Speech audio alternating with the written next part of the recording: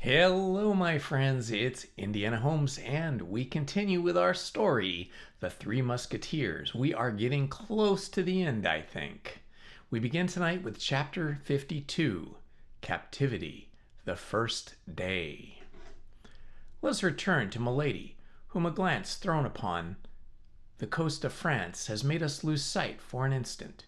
We shall find her still in the despairing attitude in which we left her, plunged in an abyss of dismal reflection, a dark hell at the gate which she has almost left hope behind, because for the first time she doubts, for the first time she fears. On 2 occasions her fortune has failed her. On 2 occasions she has found herself discovered and betrayed. And on these 2 occasions it was to one fatal genius, sent doubtless by the Lord to combat her, that she succumbed.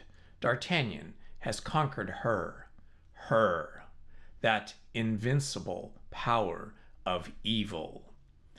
He has deceived her in her love, humbled her in her pride, thwarted her in her ambition, and now he ruins her fortune, deprives her of liberty, and even threatens her life.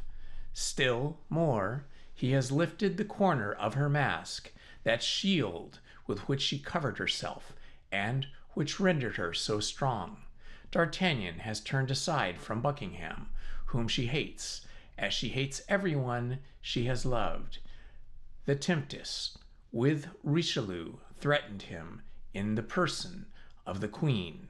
D'Artagnan has passed himself upon her as De Wardes, for whom she had conceived one of those tiger-like fancies common to women of her character. D'Artagnan knows that terrible secret which she has sworn no one shall know without dying. In short, at the moment in which she has just obtained from Richelieu a carte blanche by the means of which she is about to take vengeance on her enemy, this precious paper is torn from her hands, and it is D'Artagnan who holds her prisoner and is about to send her to some filthy Botany Bay, some infamous Tyburn of the Indian Ocean. All this she owes to D'Artagnan, without doubt, from whom can come so many disgraces heaped upon her head, if not from him. He alone could have transmitted to Lord de Winter all these frightful secrets which he has discovered, one after another, by a train of fatalities. He knows her brother-in-law. He must have written to him. What hatred she distills, motionless, with her burning and fixed glances, in her solitary apartment. How well the outbursts of passion, which at times escape from the depths of her chest with her respiration, accompany the sound of the surf which rises, growls, roars, and breaks itself like an eternal and powerless despair against the rocks on which is built this dark and lofty castle. How many magnificent projects of vengeance she conceives by the light of the flashes which her tempestuous passion casts over her mind against Madame Boncheneux, against Buckingham, but above all against D'Artagnan, projects lost in the distance of the future. Yes, but in order to avenge herself, she must be free, and to be free, a prisoner has to pierce a wall, detach bars, cut through a floor, all undertakings which a patient and strong man may accomplish, but before which the feverish irritations of a woman must give way. Besides, to do all this, time is necessary, months, years, and she has 10 or 12 days, as Lord de Winter, her fraternal and terrible jailer, has told her. And yet, if she were a man, she would attempt all this, and perhaps might succeed. Why then did heaven make the mistake of placing that man-like soul in the frail and delicate body? The first moments of her captivity were terrible. A few convulsions of rage, which she could not suppress, paid her debt of feminine weakness to nature, but by degrees she overcame the outbursts of her mad passion, and nervous tremblings which agitated her frame disappeared, and she remained folded within herself like a fatigued serpent in repose. Go to, go to. I must have been mad to allow myself to be carried away so, says she, gazing into the glass, which reflects back to her eyes the burning glance by which she appears to interrogate herself. No violence. Violence is the proof of weakness. In the first place, I have never succeeded by that means. Perhaps if I employed my strength against women, I might perchance find them weaker than myself, and consequently conquer them. But it is with men that I struggle, and I am but a woman to them. Let me fight like a woman, then. My strength is my weakness. Then, as if to render an account to herself of the changes she could place upon her countenance, so mobile and so expressive, she made it take all expressions from that of passionate anger which convulsed her features to that of the most sweet, most affectionate, and most seducing smile. Then her hair assumed successively, under her skillful hands, all the undulations she thought might assist the charms of her face. At length she murmured, satisfied with herself, "Come, nothing is lost. I am still beautiful." It was then nearly 8 o'clock in the evening. Milady perceived a bed. She calculated that the repose of a few hours would not only refresh her head and her ideas, but still further her complexion. A better idea, however, came into her mind before going to bed. She had heard something said about supper. She had already been an hour in this apartment, and they could not long delay bringing her a repast. The prisoner did not wish to lose time, and she resolved to make that very evening some attempts to ascertain the nature of the ground she had to work upon, by studying the characters of the men to whose guardianship she was committed. A light appeared under the door. This light announced the reappearance of her jailers. Milady, who had arisen, threw herself quickly into an armchair, her head thrown back, her beautiful hair unbound and disheveled, her bosom half bare beneath her crumpled lace, her hand on her heart, and the other hanging down. The bolts were drawn, the door groaned upon its hinges. Steps sounded in the chamber and drew near. "Place that table there," said a voice, which the prisoner recognized as Felton. The order was executed. "You will bring lights, and relieve the sentinel," continued Felton. And this double order, which the young lieutenant gave to the same individuals, proved to Milady that her servants were the same men as her guards, that is to say, soldiers. Felton's orders were, for the rest, executed with a silent rapidity that gave a good idea of the way in which he maintained discipline. At length Felton, who had not yet looked at Milady, turned toward her. "Ah, ah," said he, "she is asleep. That's well. When she wakes, she can sup." And he made some steps toward the door. "But my lieutenant," said a soldier, less stoical than his chief, and who had approached Milady, "this woman is not asleep." "What? Not asleep?" said Felton. "What is she doing then?" "She has fainted. Her face is very pale, and I have listened in vain. I do not hear her breath." "You are right," said Felton, after having looked at Milady from the spot on which he stood without moving a step toward her. "Go and tell Lord de Winter that his prisoner has fainted. For this event not having been foreseen, I don't know what to do." The soldier went out to obey the orders of his officer. Felton sat down in an armchair, which appeared to be near the door, and waited without speaking a word, without making a gesture. Milady possessed that great art, so much studied by women, of looking through her long eyelashes, without appearing to open her eyelids. She perceived Felton, who sat with his back toward her. She continued to look at him for nearly 10 minutes, and in these 10 minutes the immovable guardian never turned round once. She then thought that Lord de Winter would come, and by his presence give fresh strength to her jailer. Her first trial was lost. She acted like a woman who reckons up her resources. As a result, she raised her head, opened her eyes, and sighed deeply. At this sigh, Felton turned around. "Ah, you are awake, madame," he said. "Then I have nothing more to do here. If you want anything, you can ring." "Oh, my God, my God! How have I suffered?"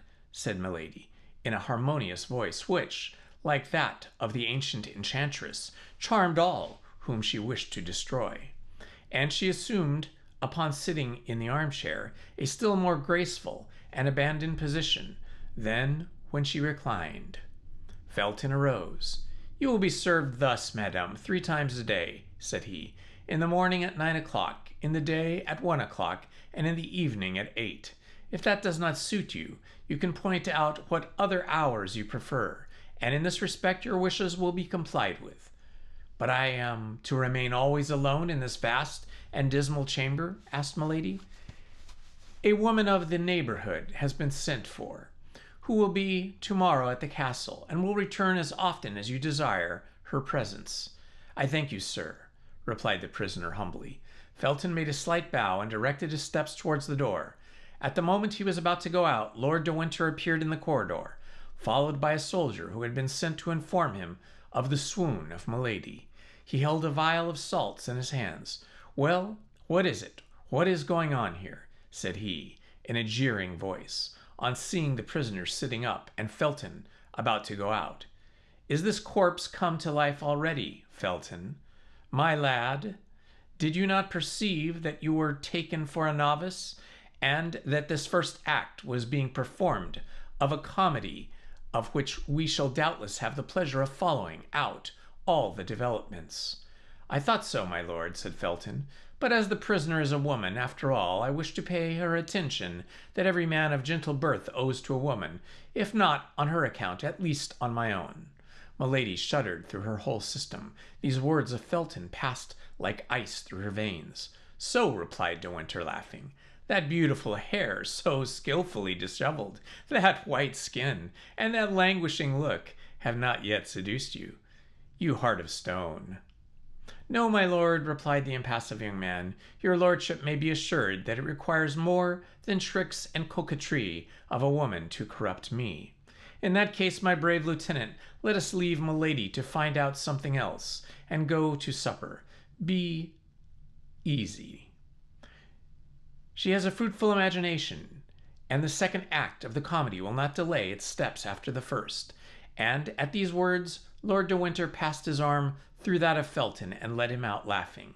"Oh, I will be a match for you," murmured Milady, between her teeth. "Be assured of that, you poor spoiled monk. You poor converted soldier, who has cut his uniform out of a monk's frock." "By the way," resumed De Winter, stopping at the threshold of the door, "you must not, Milady, let this check take away your appetite. Taste that fowl and those fish. On my honor, they are not poisoned. I have a very good cook, and he is not to be my heir. I have full and perfect confidence in him. Do as I do. Adieu, dear sister, till your next swoon." This was all that Milady could endure. Her hands clutched her armchair. She ground her teeth inwardly. Her eyes followed the motion of the door as it closed behind Lord de Winter and Felton, and the moment she was alone, a fresh fit of despair seized her. She cast her eyes upon the table, saw the glittering of a knife, rushed toward it, and clutched it. But her disappointment was cruel. The blade was round and of flexible silver. A burst of laughter resounded from the other side of the ill-closed door, and the door reopened. "Ha ha!" cried Lord de Winter. "Ha ha! Don't you see, my brave Felton? Don't you see what I told you? That knife was for you, my lad.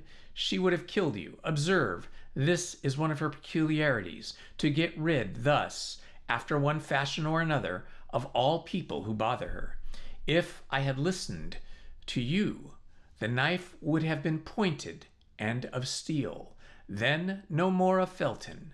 She would have cut your throat, and after that everybody else's. See, John? See how well she knows how to handle a knife?" In fact, Milady still held the harmless weapon in her clenched hand, but these last words, this supreme insult, relaxed her hand, her strength, and even her will. The knife fell to the ground. "You were right, my lord," said Felton, with a tone of profound disgust, which sounded to the very bottom of the heart of Milady. "You were right, my lord, and I was wrong," and both again left the room. But this time Milady lent a more attentive ear than the first, and she heard their footsteps die away in the distance of the corridor. "I am lost," she murmured. "I am lost. I am in the power of men upon whom I can have no more influence than upon the statues of bronze or granite. They know my heart, and are steeled against all my weapons. It is, however, impossible that this should end as they have decreed. In fact, as this last reflection indicated, this instinctive return to hope, sentiments of weakness or fear did not dwell long in her ardent spirit. Milady sat down to table, ate from several dishes, drank a little Spanish wine, and felt all her resolution return. Before she went to bed, she had pondered, analyzed, turned all sides, examined all points, the words, the steps, the gestures, the signs, and even the silence of her interlocutors. And of this profound, skillful, and anxious study, the result was that Felton, everything considered, appeared to be more vulnerable of her two persecutors. One expression above all recurred to the mind of the prisoner. "If I had listened to you," Lord de Winter had said to Felton. Felton, then, had spoken in her favor, since Lord de Winter had not been willing to listen to him. "Weak or strong," repeated Milady, "that man has, then, a spark of pity in his soul. Of that spark I will make a flame that shall devour him. As to the other, he knows me, he fears me, and he knows he has to expect of me if I ever escape from his hands. It is useless, then, to attempt anything with him. But Felton, that's another thing. He is a young, ingenious, pure man, who seems virtuous. Him there are means of destroying." And Milady went to bed and fell asleep with a smile upon her lips. Anyone who had seen her sleeping might have said that she was a young girl, dreaming of the crown of flowers she was to wear on her brow at the next festival. Chapter 53. Captivity, the Second Day. Milady dreamed, at length, had D'Artagnan in her power, that she was present at his execution, and it was the sight of his odious blood flowing beneath the axe of the headsman which spread that charming smile upon her lips. She slept as a prisoner sleeps, rocked by his first hope. In the morning, when they entered her chamber, she was still in bed. Felton remained in the corridor. He brought with him the woman of whom he had spoken the evening before, and who had just arrived. This woman entered, and approaching Milady's bed, offered her services. Milady was habitually pale. Her complexion might therefore deceive a person who saw her for the first time. "I am in a fever," said she. "I have not slept a single instant during this long night. I suffer horribly. Are you likely to be more humane to me than the others were yesterday? All I ask is permission to remain abed." "Would you like to have a physician called?" said the woman. Felton listened to this dialogue without speaking a word. Milady reflected that the more people she had around her, the more she would have to work upon, and Lord de Winter would redouble his watch. Besides, the physician might declare the ailment feigned, and Milady, after having lost the first trick, was not willing to lose the second. "Go and fetch a physician?" said she.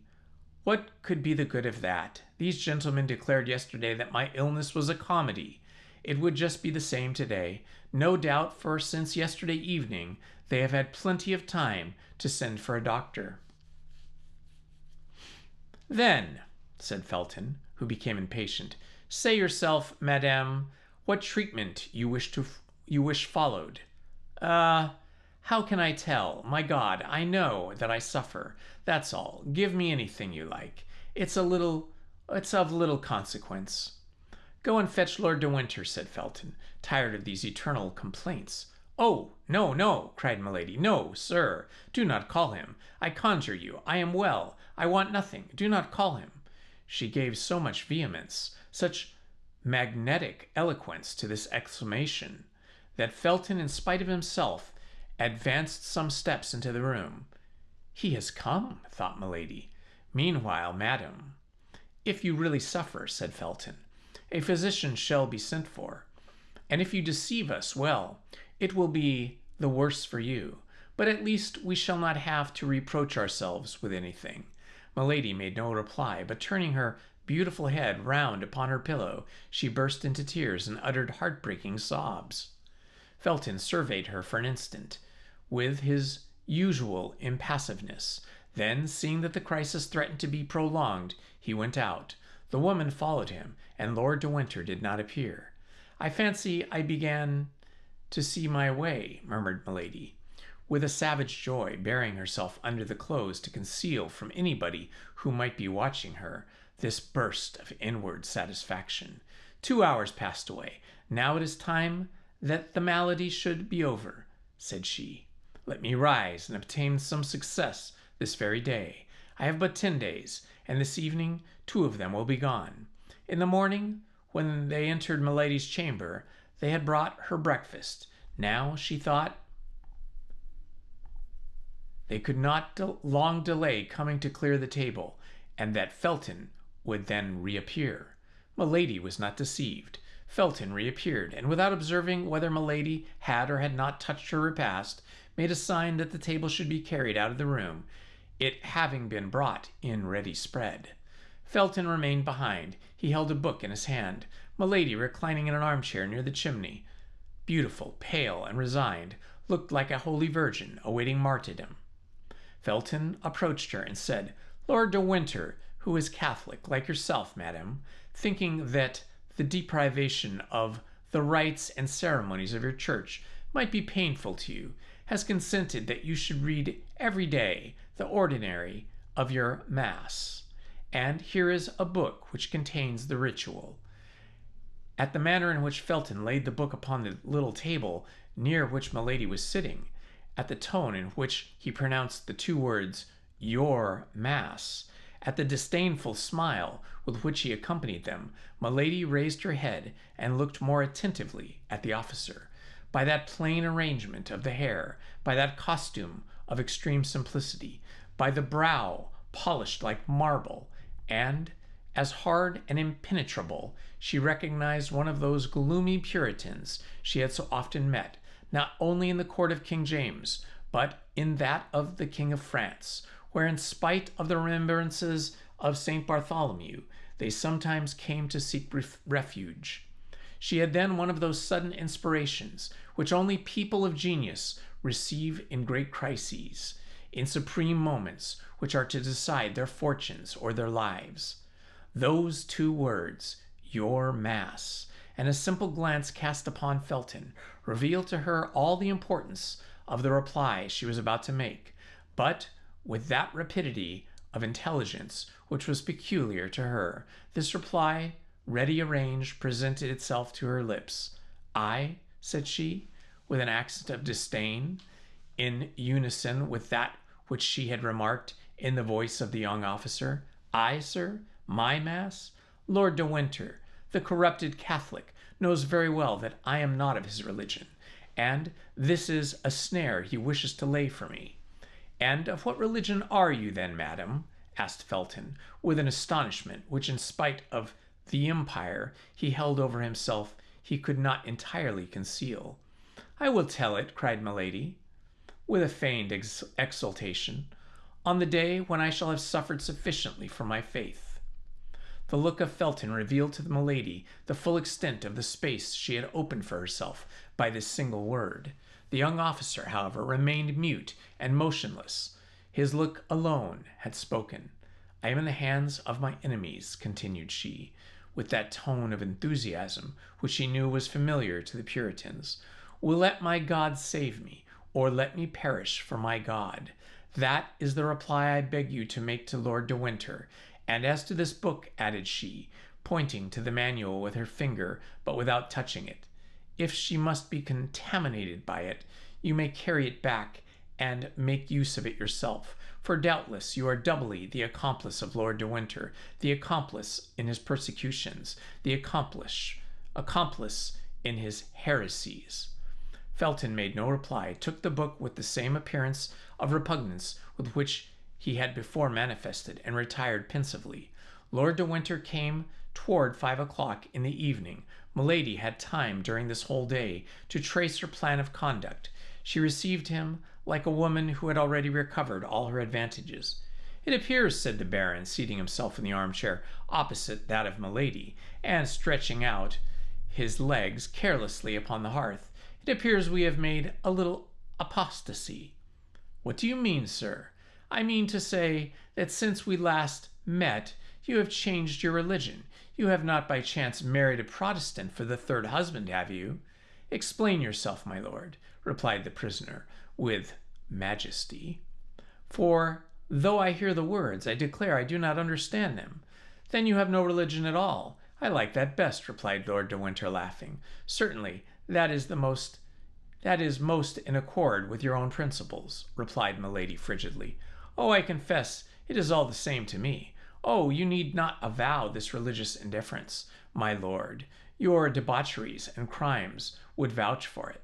"What, you talk of debaucheries, Madame Messalina, Lady Macbeth? Either I misunderstand you, or you are very shameless. You only speak thus because you are overheard." "Coolly," replied Milady, "and you wish to interest your jailers and your hangmen against me." "My jailers and my hangmen? Heyday, madame, you are taking a poetical term, and the comedy of yesterday turns to the tragedy of this evening. As to the rest, in 8 days you will be where you ought to be, and my task will be completed." "Infamous task! Impious task!" cried Milady, with the exultation of a victim who provokes his judge. "My word," said de Winter, rising, "I think the hussy is going mad. Come, come, calm yourself, Madame Puritan, or I will remove you to a dungeon. It's my Spanish wine that has got into your head, is it not? But never mind, that sort of intoxication is not dangerous, and will have no bad effects." And Lord de Winter retired swearing, which at that period was very knightly habit. Felton was indeed behind the door, and had not lost one word of the scene. Milady had guessed aright. "Yes, go, go," said she to her brother. "The effects are drawing near. On the contrary, but you, weak fool, will not see them until it is too late to shun them." Silence was re-established. 2 hours passed, Milady's supper was brought in, and she was found deeply engaged in saying her prayers aloud, prayers which she had learned of an old servant of her second husband, a most austere Puritan. She appeared to be in ecstasy, and did not pay the least attention to what was going on around her. Felton made a sign that she should not be disturbed, and when she was arranged, he went out quietly with the soldiers. Milady knew she might be watched, so she continued her prayers to the end, and it appeared to her that the soldier who was on duty at her door did not march with the same step, and seemed to listen. For the moment, she wished nothing better. She arose, came to the table, ate but little, and drank only water. An hour after, her table was cleared, but Milady remarked that this time Felton did not accompany the soldiers. He feared, then, to see her too often.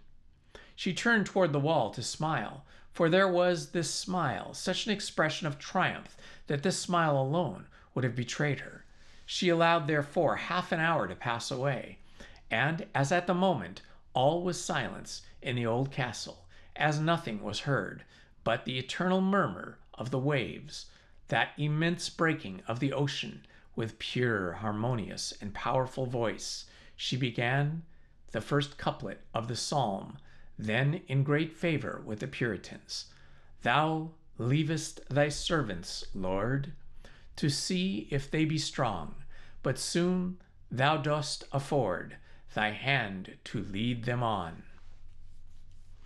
These verses were not excellent, very far from it, but, as it is well known, the Puritans did not pique themselves upon their poetry. While singing, Milady listened. The soldier on guard at her door stopped, as if he had been changed into stone. Milady was then able to judge of the effect she had produced. Then she continued her singing with inexpressible fervor and feeling.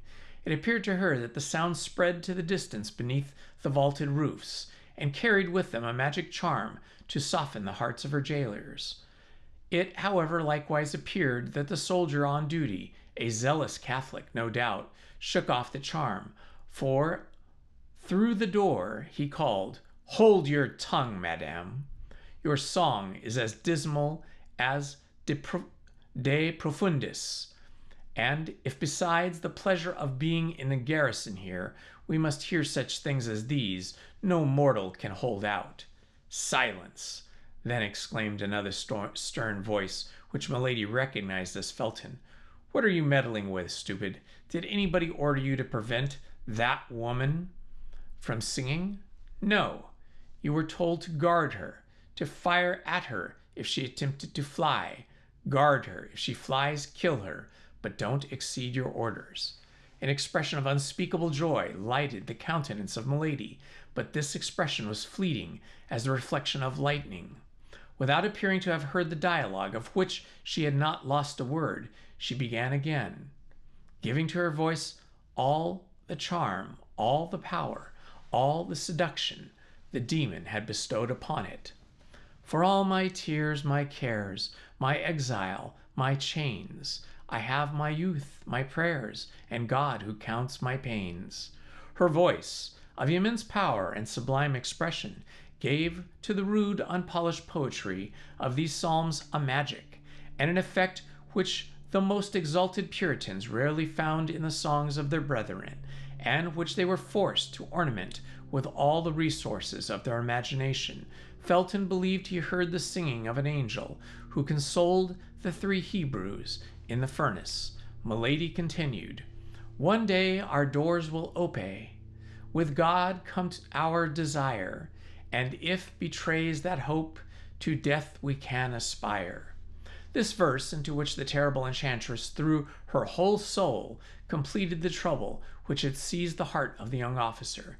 He opened the door quickly, and Milady saw him appear, pale as usual, but with his eye inflamed and almost wild. "Why do you sing thus, and with such a voice?" said he. "Your pardon, sir," said Milady, with mildness. "I forgot that my songs are out of place in this castle. I have perhaps offended you in your creed, but it was without wishing to do so. I swear, pardon me, then, a fault, which perhaps great, but which certainly was involuntary."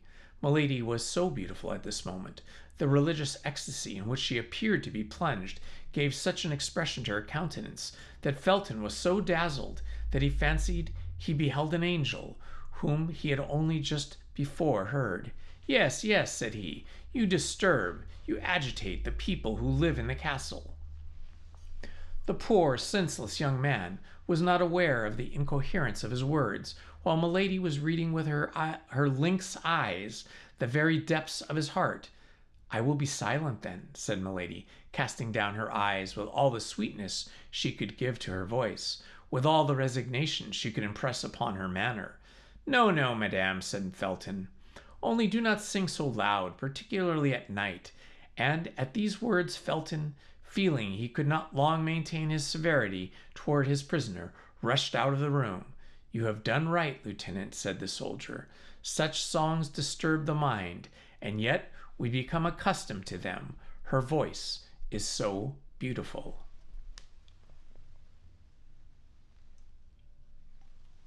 Chapter 54. Captivity, the Third Day.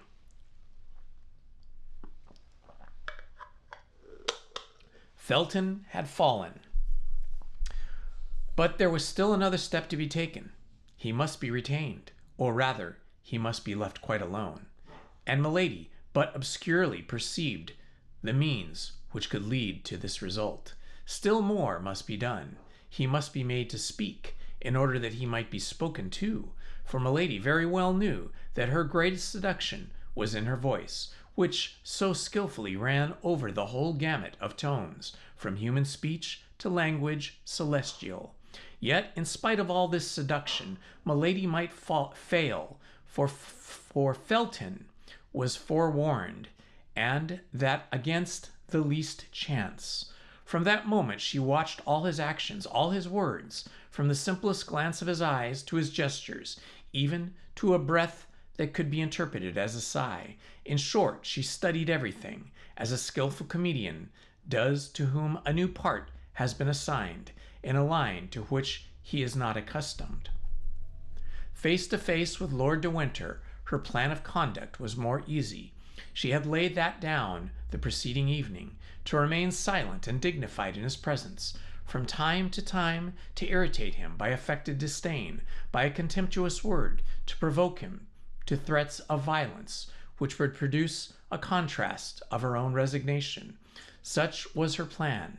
Felton would see all. Perhaps he would say nothing, but he would see. In the morning Felton came as usual, but Milady allowed him to preside over her all the preparations for breakfast, without addressing him a word. At the moment when he was about to retire, she was cheered with a ray of hope, for she thought he was about to speak, but his lips moved without any sound leaving his mouth, and, making a powerful effort to control himself, he sent back to his heart the words that were about to escape his lips, and went out. Toward midday, Lord de Winter entered. It was a tolerably fine winter's day, and a ray of that pale English sun, which lights but does not warm, came through the bars of her prison. Milady was looking out the window, and pretended not to hear the door as it opened. "Ah, ah," said Lord de Winter, "after having played comedy, after having played tragedy, we are now playing melancholy." The prisoner made no reply. "Yes, yes," continued Lord de Winter, "I understand. You would like very well to be at liberty on that beach. You would like to be very well on a good ship, dancing upon the waves, and of that emerald green sea. You would like very well, either on land or on the ocean, to lay for me one of those nice little ambuscades. You are so skillful in planning. Patience, patience. In 4 days' time the shore will be beneath your feet, the sea will be upon you, and more open than you will perhaps be agreeable to you, for in 4 days England will be relieved of you." Milady folded her hands, and raising her fine eyes toward heaven, "Lord, Lord," said she, with an angelic meekness of gesture and tone, "pardon this man, as I myself pardon him." "Yes, pray, accursed woman," cried the Baron. "Your prayer is so much more generous from your being. I swear to you, in the power of a man who will never pardon you." And he went out. At the moment he went out, a piercing glance darted through the opening of the nearby closed door, and she perceived Felton, who drew quickly to one side to prevent being seen by her. Then she threw herself upon her knees and began to pray. My God, said she, Thou knowest in what holy cause I suffer. Give me, then, strength to suffer." The door opened gently. The beautiful supplicant pretended not to hear the noise, and in a voice broken by tears she continued, "God of vengeance, God of goodness, wilt thou allow the frightful projects of this man to be accomplished?" Then only she pretended to hear the sound of Felton's steps, and rising quickly as thought, she blushed as if ashamed of being surprised on her knees. "I do not like to disturb those who pray, madame," said Felton seriously. "Do not disturb yourself on my account, I beseech you." "How do you know I was praying, sir?" said Milady, in a voice broken by sobs. "You were deceived, sir. I was not praying." "Do you think, then, madame," replied Felton in the same serious voice, but with a milder tone, "do you think I assume the right of preventing a creature from prostrating herself before her Creator? God forbid. Besides, repentance becomes the guilty. Whatever crimes they may have committed, for me the guilty are sacred at the feet of God."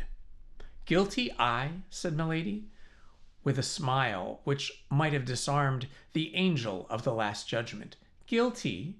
Oh, my God, thou knowest whether I am guilty." Say I am condemned, sir, if you please, but you know that God, who loves martyrs, sometimes permits the innocent to be condemned. Were you condemned? Were you innocent? Were you a martyr? Replied Felton. The greater would be necessary for prayer, and I myself would aid you with my prayers. Oh, you are a just man, cried Milady, throwing herself at his feet. I can hold out no longer, for I fear I shall be wanting in strength at the moment when I shall be forced to undergo the struggle, and I confess my faith. Listen, then, to the supplication of a despairing woman. You are abused, sir, but this is not the question.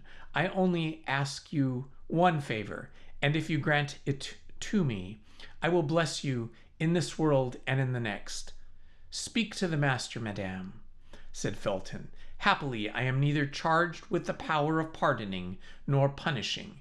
It is upon one higher placed than I that God has laid this responsibility. To you, no, to you alone, listen to me. Rather than add to my destruction, rather than add to my ignominy, if you have merited this shame, madame, if you have incurred this ignominy, you must submit to it as an offering to God. What do you say? Oh, you do not understand me. When I speak of ignominy, you think I speak of some chastisement, of imprisonment or death. Would to heaven! Oh, what consequence to me is imprisonment or death? It is I who no longer understand you, madame, said Felton. Or rather, you pretend not to understand me, sir, replied the prisoner, with a smile of incredulity. No, madame, on the honor of a soldier, on the faith of a Christian. What? You are ignorant of Lord de Winter's designs upon me? I am. Impossible. You are his confidant. I never lie, madame. Oh, he conceals them too little for you not to divine them? I seek to divine nothing, madame. I wait till I am confided in, and apart from that which Lord de Winter has said to me before you, he has confided nothing to me. Why then, cried Milady, with an incredible tone of truthfulness, you are not his accomplice. You do not know that he destines me to a disgrace with all the punishments of a world that cannot equal in horror. You are deceived, madam, said Felton, blushing. Lord de Winter is not capable of such a crime. Good, said Milady to herself, without thinking what it is. He calls it a crime. Then aloud, the friend of that wretch is capable of everything. Whom do you call that wretch? Asked Felton. Are there then in England two men to whom such an epithet can be applied? You mean George Villiers? Asked Felton, whose looks became excited. Whom pagans and unbelieving Gentiles call Duke of Buckingham? Replied Milady. I would not have thought that there was an Englishman in all of England who would have required so long an explanation to make him understand of whom I was speaking. The hand of the Lord is stretched over him, said Felton. He will not escape the chastisement he deserves. Felton only expressed, with regard to the Duke, the feeling of execration which all the English had declared toward him whom the Catholics themselves called the extortioner, the pillager, the debauchee, and whom the Puritans styled simply Satan. Oh, my God, cried Milady, when the supplicant thee to pour upon this man the chastisement which is his due. Thou knowest it is not my own vengeance I pursue, but the deliverance of a whole nation that I implore. Do you know him, then? Asked Felton. At length he interrogates me, said Milady to herself, at the height of joy at having obtained so quickly such a great result.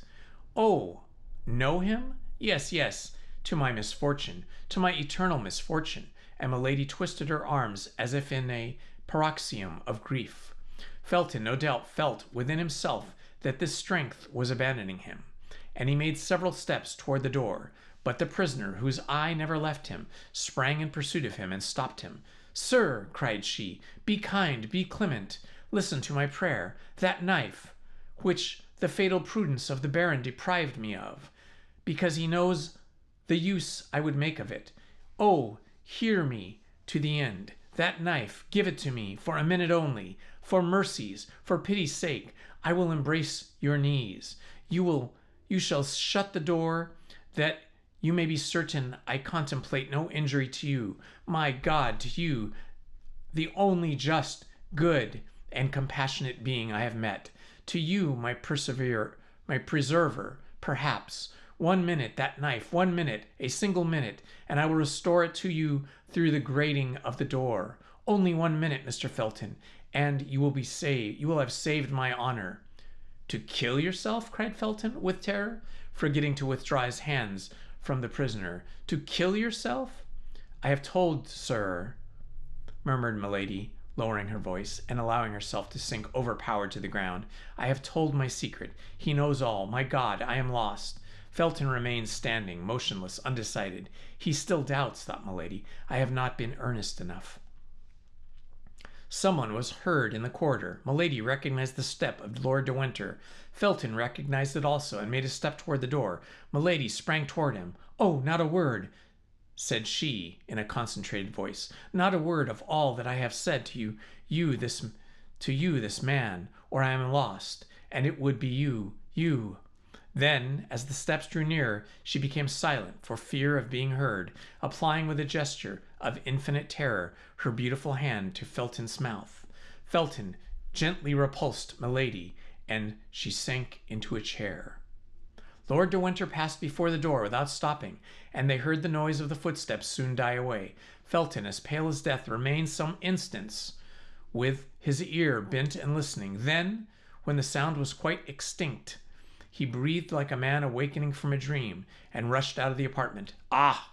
said Milady, listening in her turn to the noise of Felton's steps, which withdrew in a direction opposite of those of Lord de Winter. At length you are mine. Then her brow darkened. If he tells the baron, said she, I am lost for the baron, who knows very well that I shall not kill myself, will place me before him with a knife in my hand, and he will discover that all this despair is but an act. She placed herself before the glass and regarded herself attentively. Never had she appeared more beautiful. Oh, yes, said she, smiling, but he won't tell him. In the evening, Lord de Winter accompanied the supper. Sir, said Milady, is your presence an indispensable accessory to my captivity? Could you not spare me the increase of torture which your visits cause me? How, dear sister, said Lord de Winter, did not you sentimentally inform me with that pretty mouth of yours, so cruel to me today, that you came to England solely for the pleasure of seeing me at your ease, an enjoyment of which you told me you so sensibly felt the deprivation that you had risked everything for it, seasickness, tempest, captivity. Well, here I am. Be satisfied. Besides, this time my visit has a motive. Milady trembled. She thought Felton had told all. Perhaps never in her life had this woman, who had experienced so many opposite and powerful emotions, felt her heart beat so violently. She was seated. Lord de Winter took a chair, drew it toward her, and sat down close beside her. Then, taking a paper out of his pocket, he unfolded it slowly. Here, said he, I want to show you the kind of passport which I have drawn up, and which will serve you henceforward as the rule of order in the life a constant. I consent to leave you. Then, turning her eyes from Milady to the paper, he read, Order to conduct. The name is blank. Interrupted Lord de Winter. If you have any preference, you can point it out to me, and if it be not within 1,000 leagues of London, attention will be paid to your wishes. I will begin again then. Order to conduct to the person named Charlotte Backson, branded by the justice of the Kingdom of France, but liberated after chastisement. She is to dwell in this place without ever going more than 3 leagues from it. In case of any attempt of escape, the penalty of death is to be applied. She will receive 5 shillings per day for lodgings and food." "That order does not concern me," replied Milady coldly, "since it bears another name than mine." "A name? Have you a name, then?" "I bear that of your brother." "Aye, but you are mistaken. My brother is only your second husband, and your first is still living. Tell me his name, and I will put it in place of the name of Charlotte Backson." "No, you will not. You are silent. Well, then, you must be registered as Charlotte Backson." Milady remained silent, only this time it was no longer from affection, but from terror. She believed the order ready for execution. She thought that Lord de Winter had hastened her departure. She thought she was condemned to set off that very evening. Everything in her mind was lost for an instant, when all at once she perceived that no signature was attached to the order. The joy she felt at this discovery was so great she could not conceal it.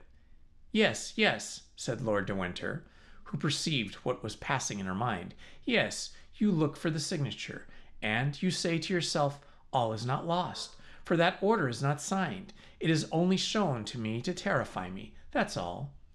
"You are mistaken. Tomorrow this order will be sent to the Duke of Buckingham. The day after tomorrow it will return signed by his hand, and marked with his seal, and 24 hours afterward I will answer for its being carried into execution. Adieu, madame. That is all I had to say to you. And I reply to you, sir, that this abuse of power, this exile under fictitious name, are infamous. Would you like better to be hanged in your true name, milady? You know that the English laws are inexorable on the abuse of marriage. Speak freely. Although my name, or rather that of my brother, would be mixed up with the affair, I will risk the scandal of a public trial to make myself certain of getting rid of you." Milady made no reply, but became as pale as a corpse. "Oh, I see you prefer purgination. That's well, madame. And there is an old proverb that says, 'Traveling trains youth.' My faith, you are not wrong after all, and life is sweet.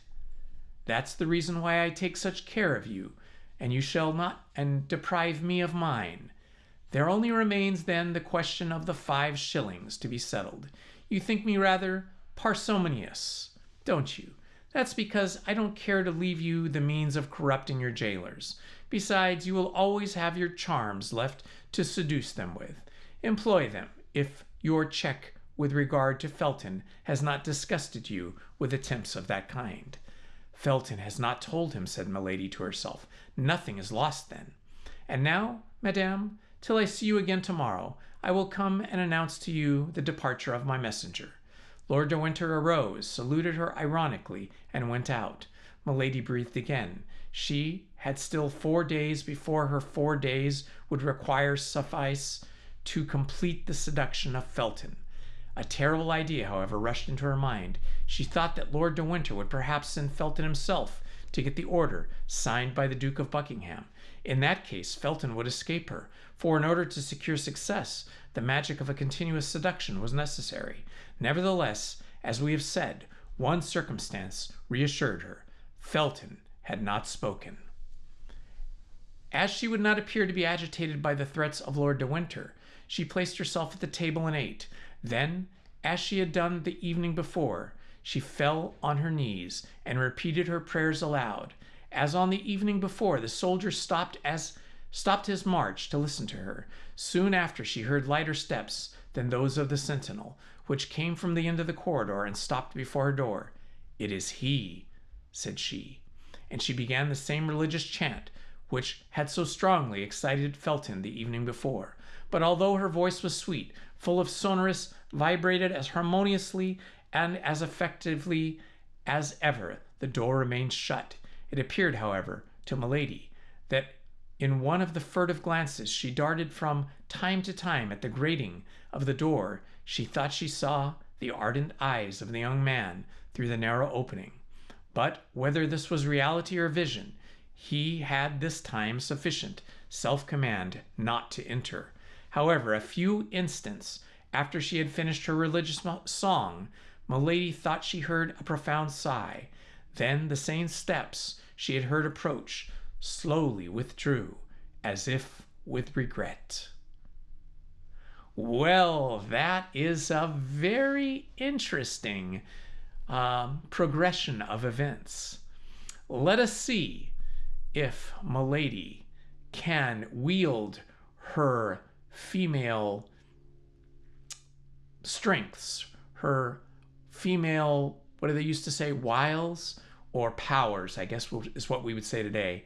Let's see if she can wield her female powers to seduce the young soldier and maybe somehow deploy or employ some type of escape.